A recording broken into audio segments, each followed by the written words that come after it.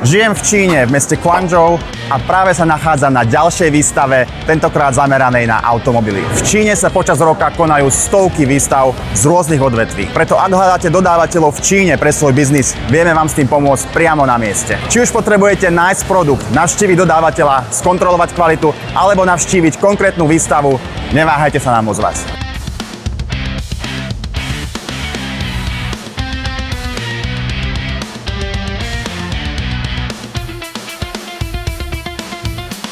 Toto je medzinárodná výstava automobilov v Guangzhou a ja sa idem pozrieť, čo aktuálne ponúka čínsky automobilový trh. Toto je Zeekr 9X, veľké luxusné 6-miestne SUV. Nie je to čistý elektromobil, ale plug-in hybrid so silným elektrickým pohonom. Kombinuje luxusný interiér, veľký dojazd a veľmi vysoký výkon. Najsilnejšia verzia zvládne zrýchlenie z 0 na 100 približne za 3 sekundy. Cena v Číne začína približne od 56 000 eur.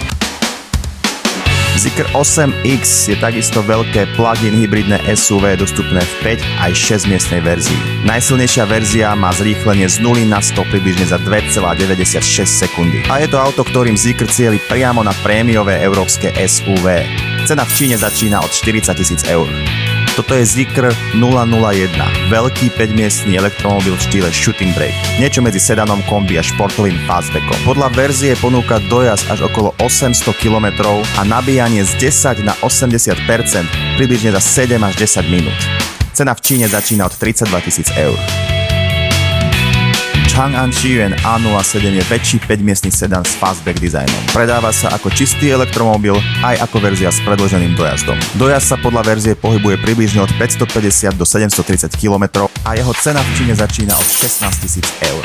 Toto je jeho mladší brat s označením A06, má kompaktnejšie rozmery, nižšiu cenu, ale stále veľmi slušný dojazd. Podľa verzie približne 510 až 630 km. Cena v Číne začína od 13 000 eur. Zdá sa však, že nikto sa o toto auto nezaujímal a všetci si fotili túto slečnu. Zaujímavý bol aj tento Volkswagen Lamando L so športovým dizajnom určený hlavne pre čínsky trh. Jeho cena začína približne od 14 000 eur. Ďalšie vozidlo od Volkswagenu vyvinuté hlavne pre čínsky trh je toto obrovské 6-miestne SUV Volkswagen ID Era 9X. Najsilnejšia verzia má výkon približne 510 koní a cena v Číne začína približne od 36 000 eur.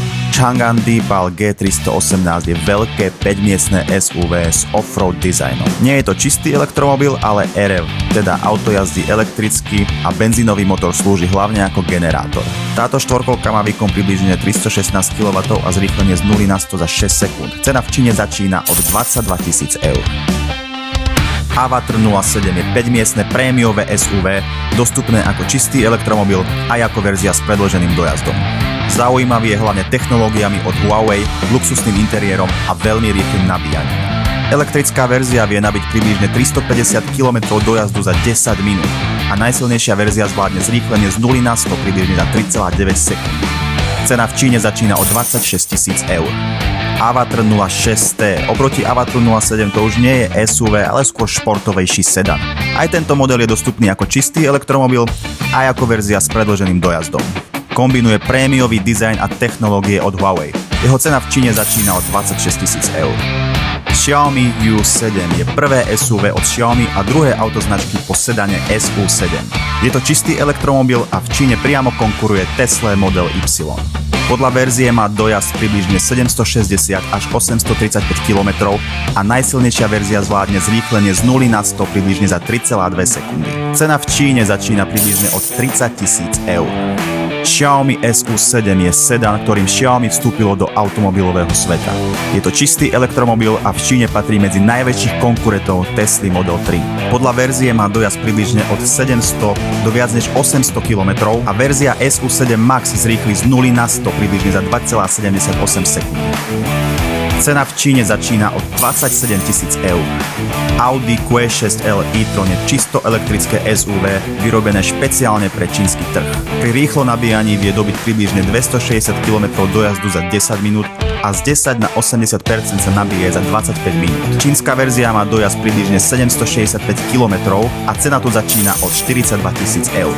NIO ES9 je veľké prémiové elektrické SUV a nový vlajkový model značky NIO. Auto má 3 rady sedadiel a je dostupné ako 6-miestna luxusná verzia. NIO je známe hlavne tým, že okrem klasického nabíjania ponúka aj výmenu batérie v staniciach Battery Swap.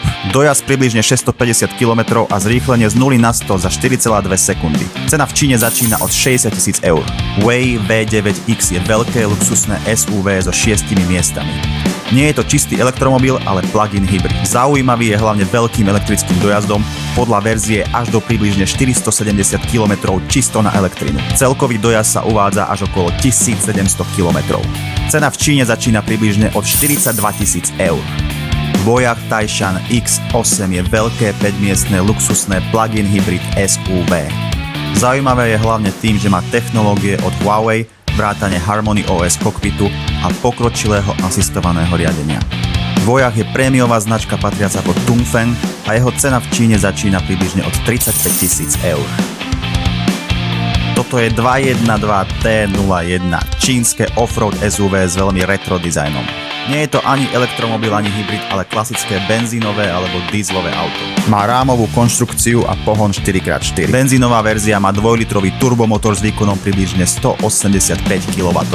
Jeho cena začína približne od 18 000 eur.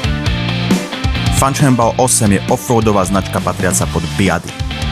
Je to veľké luxusné SUV dostupné ako 6 alebo 7-miestne auto. Je to plug-in hybrid a kombinuje luxusné rodinné SUV s reálnymi off-road schopnosťami. Má inteligentný pohon 4x4, výkon okolo 550 kW a zrýchlenie z 0 na 100 za 4,8 sekundy. Celkový dojazd sa uvádza približne 1200 km. Jeho cena v Číne začína od 46 000 eur.